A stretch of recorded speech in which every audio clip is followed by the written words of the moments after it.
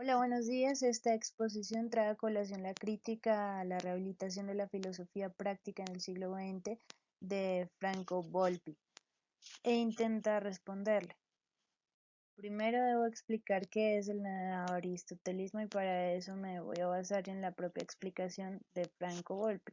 El neoaristotelismo nace como una queja a la modernidad y su concepción de filosofía práctica.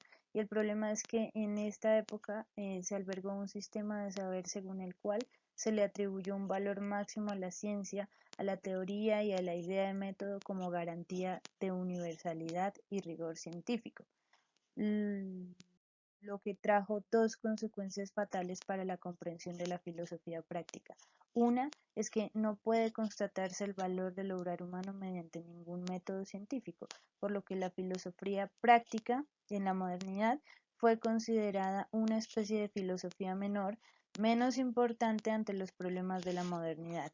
Y dos, se pensó que el obrar humano, de la misma forma que un cuerpo en un laboratorio, podía ser captado y descrito rigurosamente en sus mecanismos y en sus funcionamientos.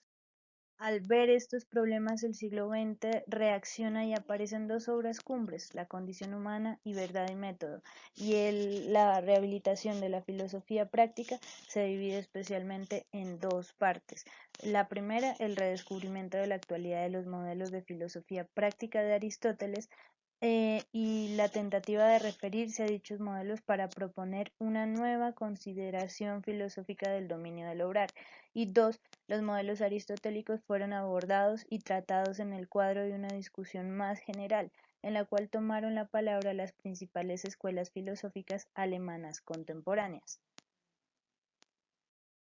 Y se trajeron tres principales tesis al ambiente del siglo XX: la afirmación de la autonomía de la praxis respecto de la teoría, la delimitación de la praxis respecto de la poiesis y la determinación de las características específicas del saber de la praxis de la racionalidad práctica.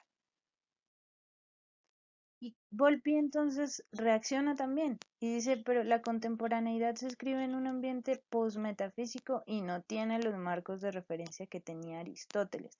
Revivir el aristotelismo es por un afán a rebatir las fallas de la modernidad, y esto hace que sea usado como un instrumento y no como en realidad se usa, que debe ser el saber sistemático del obrar. Si tales condiciones no existen, la frónesis corre el riesgo de quedar reducida a una simple habilidad e incluso corre el riesgo de convertirse en una ideología. Según eso, el neoaristotelismo parece una espada que se usa para romper los postulados modernos acerca del obrar humano, entre los que se encuentran el liberalismo y el contractualismo. Pero existen otras posturas que buscan un perfeccionamiento del obrar y no necesariamente instrumentalizan a Aristóteles para derrumbar la modernidad. Simplemente encuentran que la ética aristotélica, o sin perder las postulaciones aristotélicas, se puede responder adecuadamente a las cuestiones que quedaron en años posteriores sin abandonar completamente el proyecto de la modernidad y el liberalismo político. Y se dan cuenta que para alcanzar esto es necesario renovar la tradición de la teoría de la virtud propuesta por Aristóteles, pero ya bajo condiciones actuales.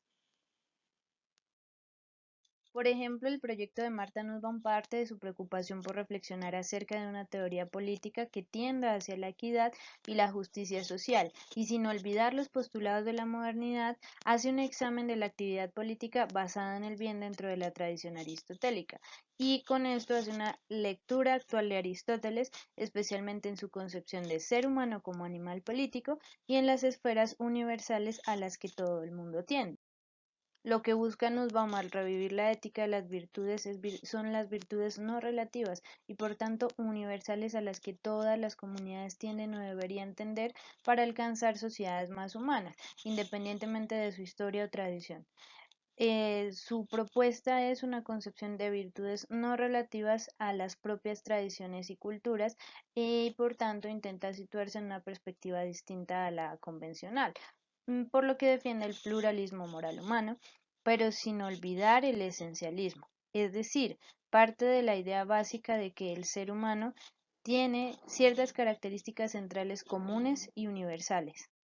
Para terminar, quiero compartir esta cita de Piero Bank que según me parece ilustra lo que quería responder en la anterior exposición. Muchas gracias por su atención.